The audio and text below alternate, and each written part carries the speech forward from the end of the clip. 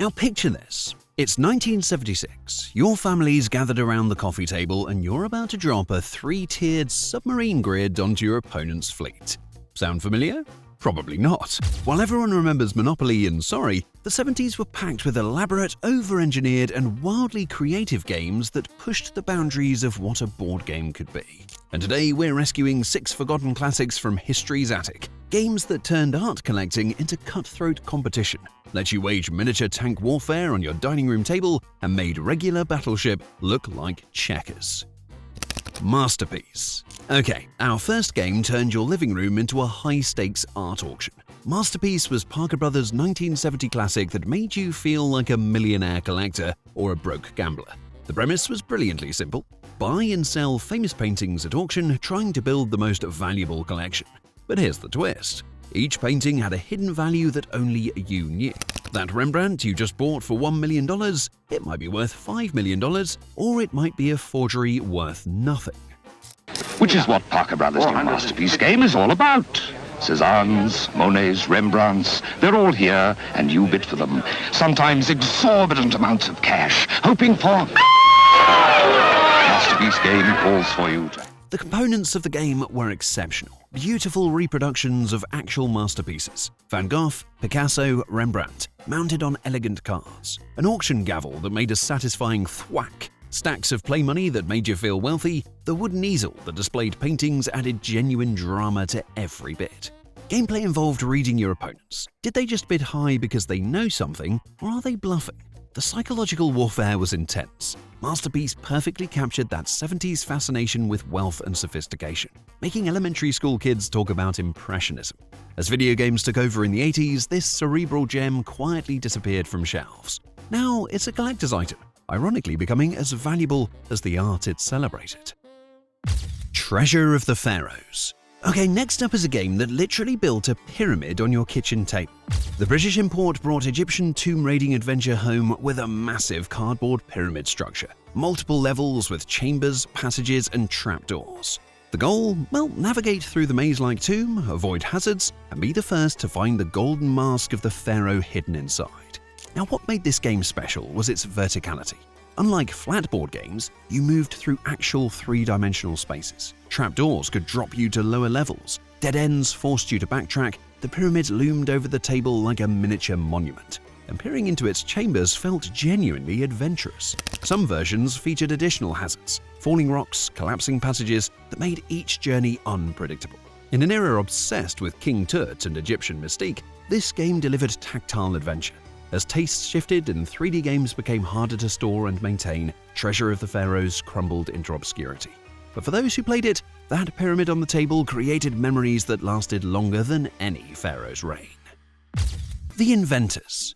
Okay, some games gave you dice. This one gave you a dice tower with a bell. Meet The Inventors, Parker Brothers' 1976 celebration of American ingenuity and patent law. You played as inventors, racing to patent your creations and bring them to market. The theme tapped into America's bicentennial spirit, celebrating the garage tinkerers and basement geniuses who built the modern world. But let's talk about what everyone remembers. That dice tower. Instead of simply rolling dice on the table, the inventors included an elegant tower. Drop your dice in the top, and they tumble down through internal baffles, ringing a little bell before emerging at the bottom. It was the earliest example of a dice tower in mainstream board gaming, a piece of technology now common in hobby games, but revolutionary in 1976. The Inventors represented peak 70s optimism, the belief that anyone with a good idea and determination could change the world. As cynicism crept into the 80s and simpler games dominated, this thoughtful celebration of innovation was quietly shelved. That bell no longer rings, but it once announced every roll with a promise. Progress is possible. Carrier Strike. Now, if you thought Battleship had a lot of pieces, you weren't ready for this. Milton Bradley's Carrier Strike featured more toy components than virtually any other game of the 1970s, and that's exactly why everyone wanted it. The premise expanded naval warfare into full-scale carrier battle groups. You didn't just have ships, you had aircraft carriers, destroyers, submarines, and actual tiny plastic aircraft that launched from your carriers. Now, what separated Carrier Strike from its simpler cousin was complexity and scale. Multiple ship types had different movement rules. Aircraft could launch, attack, and return to carriers. Submarines lurked beneath the surface. The tactical depth made you feel like an actual admiral planning coordinated strikes rather than just guessing grid coordinates.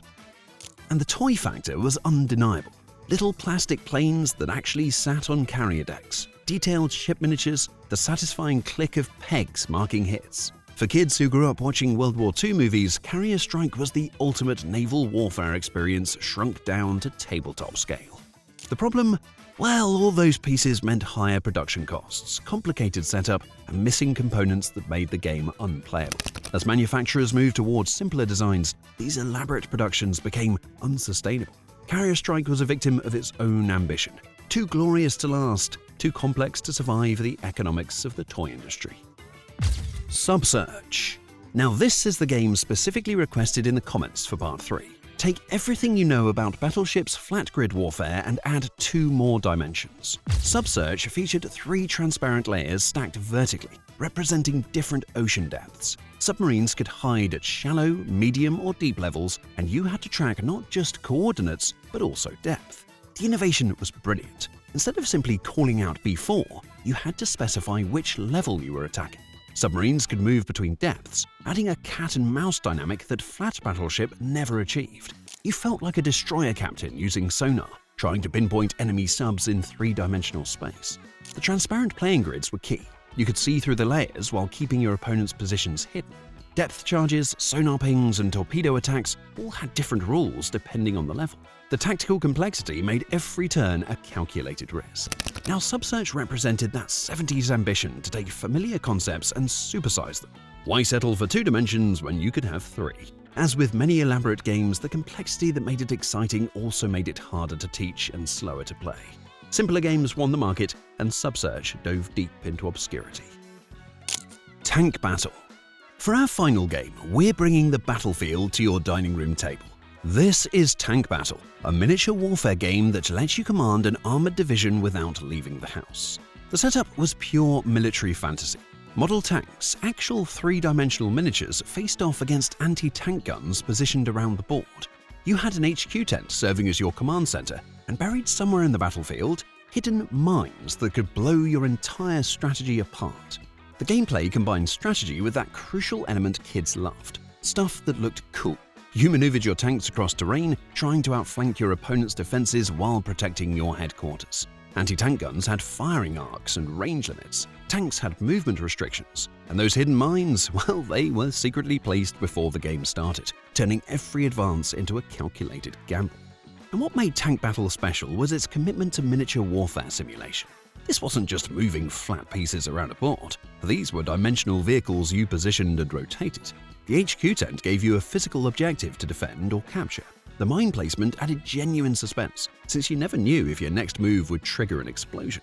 In an era when kids grew up watching MASH and playing with G.I. Joes, Tank Battle offered tactical combat that felt more sophisticated than simple roll and move games. But as video games began offering real-time tank combat with sounds and explosions, static tabletop warfare lost its appeal.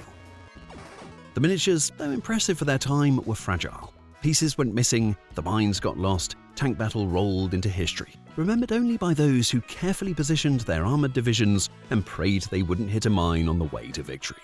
For one shining moment in the 70s, every dining room table could become the battlefields of World War II. 6 board games from the 1970s that pushed boundaries, packed in components, and created memories before streaming and smartphones. From art auctions to 3-level naval warfare, these games were ambitious experiments in what tabletop entertainment could be.